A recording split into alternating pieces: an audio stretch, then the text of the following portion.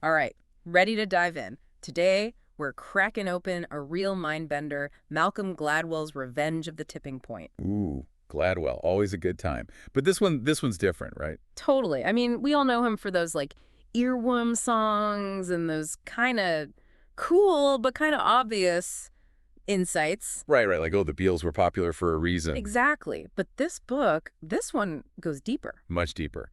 It's about how those big shifts, those tipping points, those moments where everything changes. They can be engineered. Someone's making them happen on purpose. Exactly. And that's what we're going to unpack today. We're going to use Gladwell's ideas like they're forensic tools. Forensic tools, I like that. So we're going to look at 3 stories, and at first glance, they're all over the place. Bank robberies in L.A. in the 90s. Healthcare fraud in Miami. Even a cluster of teen suicides in this, picture-perfect town. It's dark stuff. It is, but by the end, you'll see how they're all connected by this idea of the tipping point and how it can be manipulated. Right.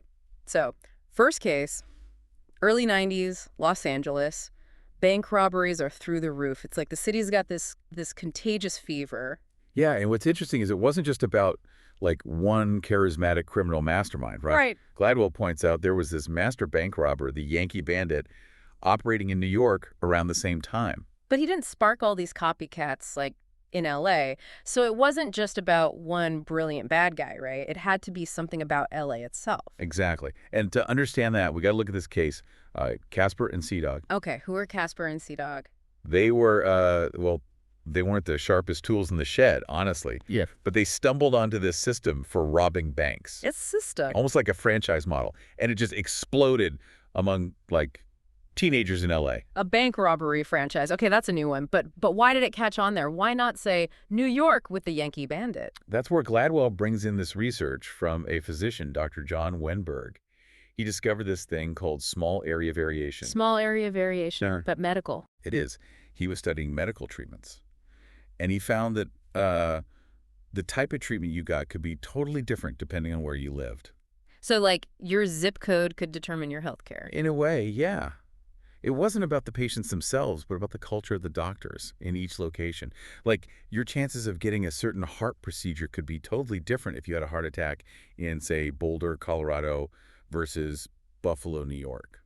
That's kind of scary. But hold on. What's this got to do with bank robberies in L.A.? Well, what's fascinating about Wenberg's work is that it goes way beyond medicine. It shows that the context we're in, what Gladwell calls the overstory, it has this massive impact on how we behave. The overstory. So, the big picture, the background noise of our lives. Yeah, like an invisible force field shaping our decisions. It's like we think we're making choices freely, but But the overstory is pulling the strings. in a way, yeah. Okay, I'm starting to see where you're going with this. Yeah. So you're saying there was something about the overstory of L.A. in the early 90s that made it. Ripe for this bank robbery franchise to take root. Like the city itself was influencing people's choices.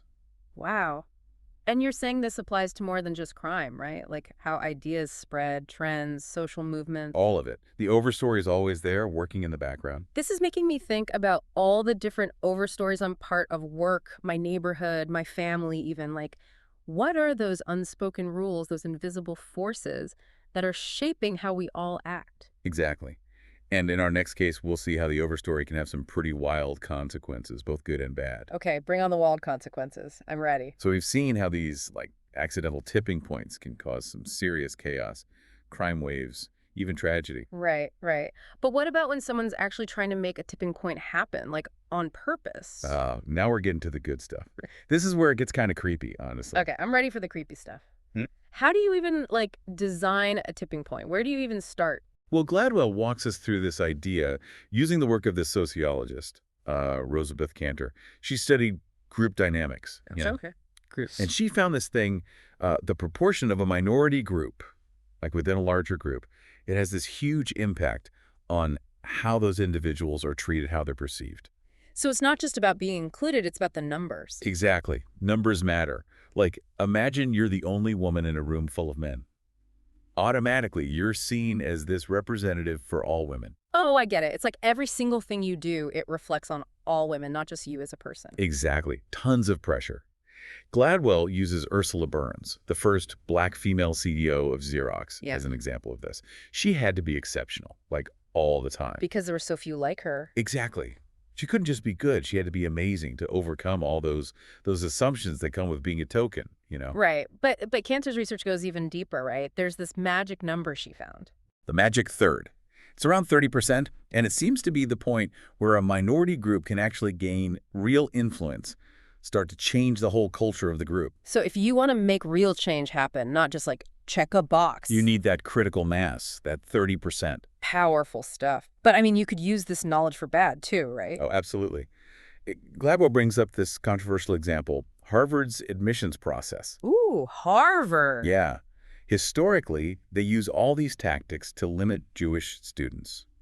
And today, they're using a similar approach, but now it's about maintaining certain racial proportions, often through athletics. So they're engineering their student body to hit certain demographics. Seems that way. And it's not just Harvard. A lot of elite institutions do this. Makes you wonder, right? About all the groups you're in. Are you aware of how those numbers are being, like, played with? Whoa. That's a lot to think about. But before we go full conspiracy theory, Gladwell reminds us that tipping points aren't always about numbers. Sometimes it's about certain individuals, Super spreaders. super spreaders, Mhm. like with viruses. He uses the example of that Biogen conference, remember? Early COVID.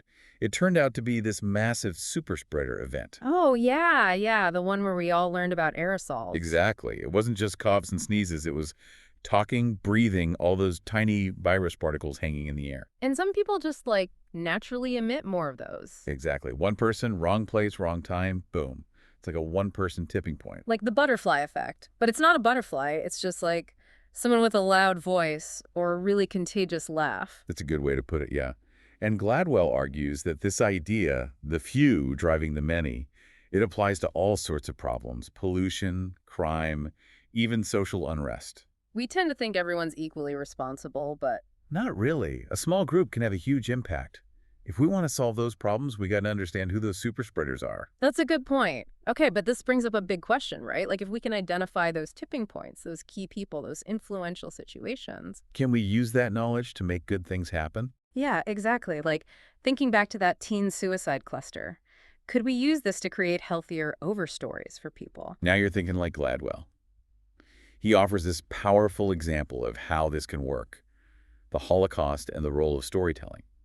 For decades after World War II, it was this like unspoken trauma, even among survivors. It's hard to imagine something so horrific being silenced. I know, right? No. But then something changed. 1978, this TV miniseries called Holocaust aired in the U.S. It was fictionalized, but it reached millions of people, exposed them to the horrors of the Holocaust for the first time. So a TV show, a story, helped change how a whole nation thought about this event. The power of storytelling, right? It doesn't just give you facts, it creates empathy, connection. You step into someone else's shoes, and that could be a huge catalyst for change. Wow. But why did it happen then and not right after the war? The Overstory wasn't ready. There was too much else going on. People weren't ready to face it, even the survivors. It's like the world needed time to process, to create space for that story to really land. It's like those stories are out there, waiting for the right moment, the right overstory to make their impact. And Gladwell gives another great example. The gay rights movement and the sitcom Will and Grace. Will and Grace, yeah.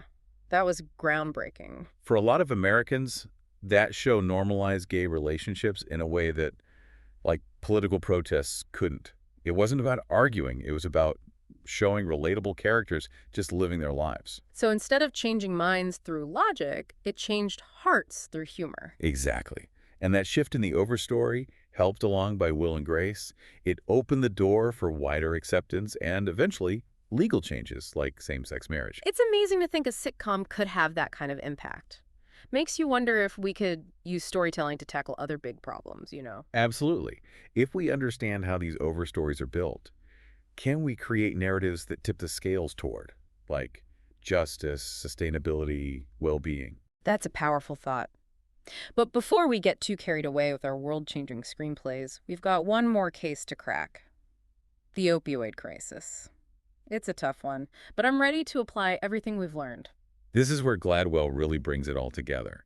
Small area variation, overstories, super spreaders, even the power of stories, or in this case, the lack of them, it all played a role. Okay, let's do it. Where do we start? So the opioid crisis, Well, it's messy, right? Yeah, super complex. Like, where do we even start entangling this one? Well, like a lot of what we've been talking about, it's not like evenly spread. It's not like everyone in America is equally at risk. Right. Remember that small area variation thing with the heart procedures and all that? Turns out drug overdoses, same deal. Wait, so where you live can actually, like, affect your chances of getting hooked on opioids? Exactly. I mean, yeah, drug deaths are way higher in the U.S. compared to other similar countries. Yeah. But even within the U.S., It's all over the map. exactly. Huge differences from state to state. So why? Why are some places so much worse? Well, Gladwell, he takes us back in time, like way back to 1930s California. 1930s California. What are we going to Hollywood? Not quite. We meet this guy, Paul E. Madden. He was, like, obsessed with controlling opioid prescriptions. Okay, so this madam guy, he's like the prescription police. Kinda, yeah. Yeah. He thought doctors were handing out opioids like candy, and it was going to lead to all this addiction, crime, you name it. So he was like the original anti-drug warrior. He was ahead of his time, that's for sure. He pushed hard for these strict controls, and he got the California legislature to pass this law. How long? Doctors had to use these special triplicate prescription pads for opioids. Triplicate, like 3 copies of every script. Yep, one for the patient, one for the pharmacist, one for Madden's Bureau of Narcotic Enforcement. Talk about a paper trail. So did it work? Did it actually reduce opioid addiction in California? It did, created this, like, culture of caution around opioids that's still there today. Doctors are way more hesitant to prescribe them, and patients are more aware of the risks. But here's the thing. Most other states didn't do that. Nope. Small area variation, right? So you're telling me a law from 1930s California is partly why we have this opioid crisis today, because it created this huge difference between states. It's a textbook case of how these overstories, those deep-seated habits, can have ripple effects for decades. Okay, so we've got California with its Madden overstory, everyone else, not so much. But how do we go from a few states with different rules to this massive national epidemic? That's where Purdue Pharma comes in and their little miracle drug, OxyContin. Right. They went hard after doctors in those states without the triplicate laws. Downplayed the addiction risk, told everyone it was safe, effective, all that. But I mean, doctors aren't stupid, right? They knew opioids were risky. Here's the crazy part. Purdue, they teamed up with this consulting firm, McKinsey, and they figured out how to, like, pinpoint the perfect targets. Targets, you mean doctors? The super spreaders, basically. Wait, I thought we were done with viruses. Same idea. They used all this data to figure out which doctors were already writing tons of opioid prescriptions. They called them the core. So instead of trying to win over every doctor, they just focused on the heavy hitters. Exactly. Shower them with attention, gifts, all that good stuff, and fed them this misleading info about how safe OxyContin was. They basically took this tipping point idea and turned it into a weapon. Yeah. And the fallout was huge. Yeah. Millions addicted, tons of people dying. It's a rough story. So we've got the missing Madden overstory in most states, Purdue's marketing blitz, the super spreader doctors. Anything else? One more piece. The stories, or rather the lack of them.